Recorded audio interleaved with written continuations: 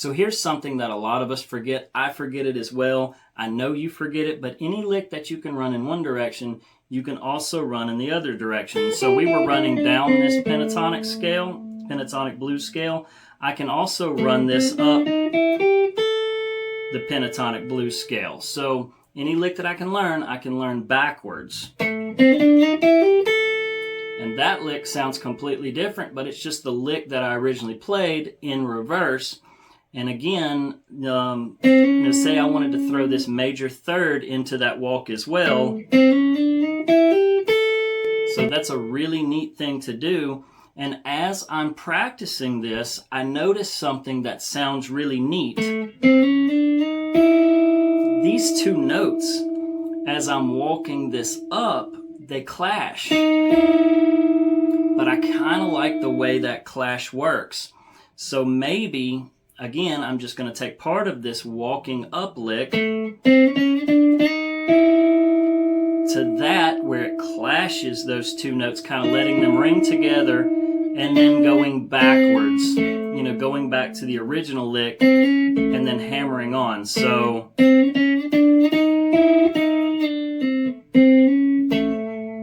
that's a really neat sounding lick.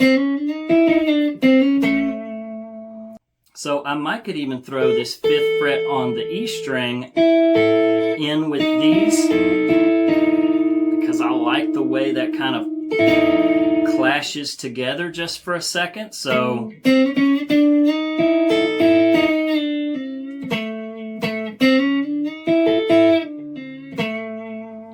honestly, that's not a lick that I had really thought of before, not one that I've ever played. And yes, it's going to take some practice, to get that clean. But yes, I'm going to sit and practice that now and throw it into my playing.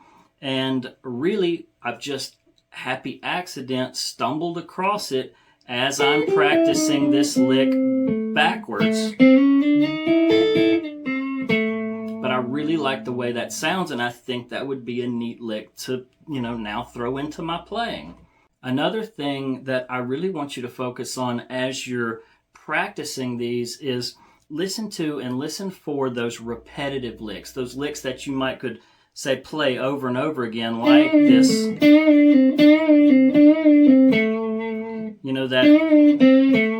That bending, that last part of that original lick.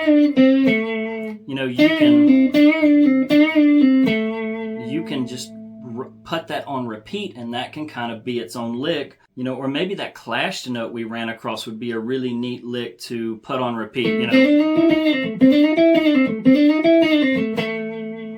That's a really neat sounding lick to kind of put on repeat. Or you could find something simpler, like maybe just the end of this walk up, maybe just 5 and 8 on the B string and this 5 on the E string.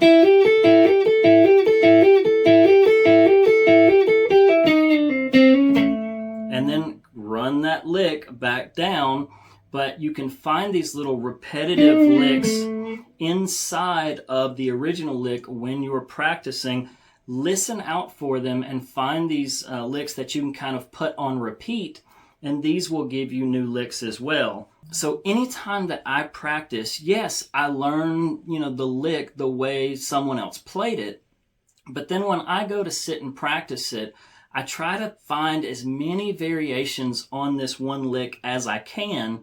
So for me, it might sound like I'm playing, hundreds of different licks, but really in my head, I'm thinking these are just variations on really simple licks that I already know. So don't think you have to go learn all of these different kind of licks.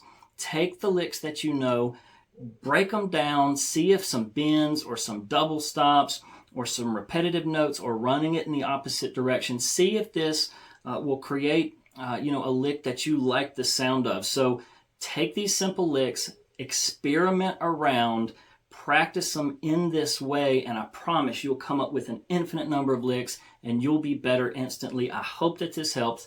And if you need anything, reach out to me. I'll be glad to help you.